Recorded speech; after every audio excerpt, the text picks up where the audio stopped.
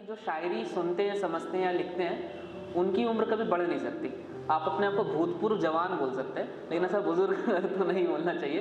तो एक शेर इस पे भी था, सूर्य कुमार पांडे जी का ही था कि ढलती उम्र मोहब्बत मांगे नई जवानी से, ढलती उम्र मोहब्बत मांगे नई जवानी से, अरे हसीनों बचना इनकी कारस्तानी से।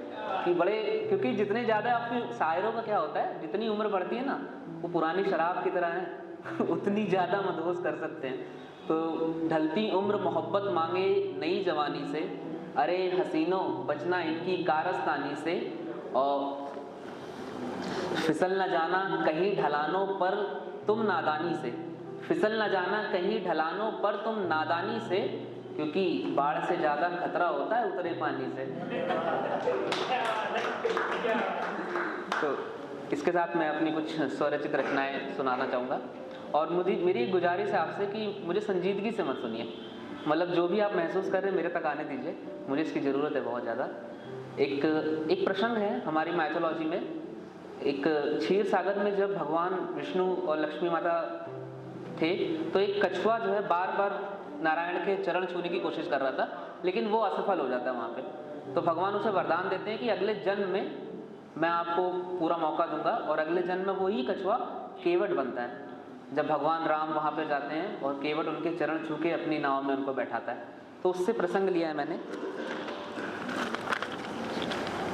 निस्वार्थ मित्रता का पैगाम देने आए हैं, कृष्ण सुदामा को सम्मान देने आए हैं।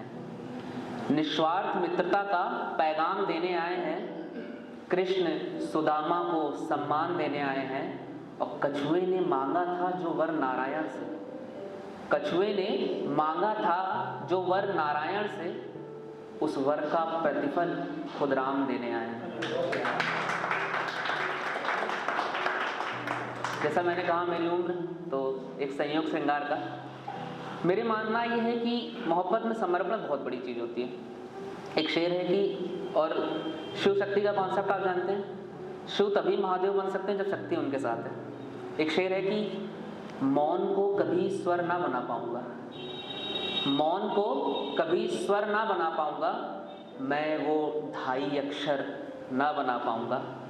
छत दीवारें कमरे तो बना लूंगा शायद, छत दीवारें कमरे तो बना लूंगा शायद, तुम बिन मगर मैं घर ना बना पाऊंगा।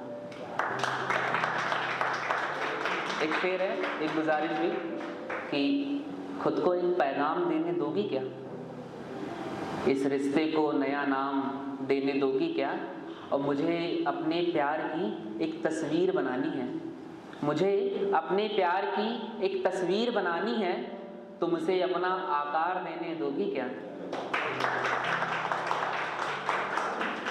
एक शेर है कि जब से उनकी गली में आना जाना हो गया, जब से उनकी गली में आना जाना हो गया, ये दिल जहीन से दीवाना हो गया।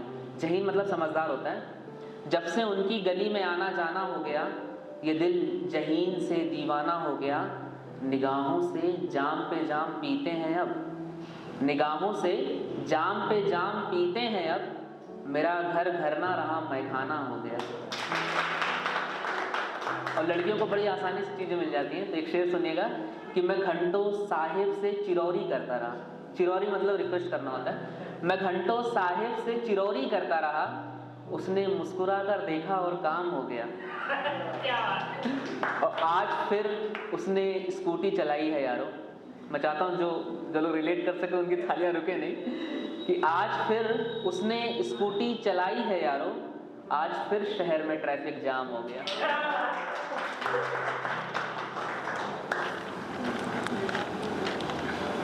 एक शेर ऐसे ही है कि